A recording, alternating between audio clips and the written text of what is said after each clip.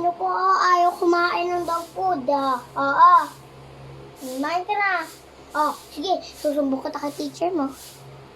Ulo, ayun o. Nakikita ka ni teacher. Ngiti-ngiti ka dyan. Kumain ka.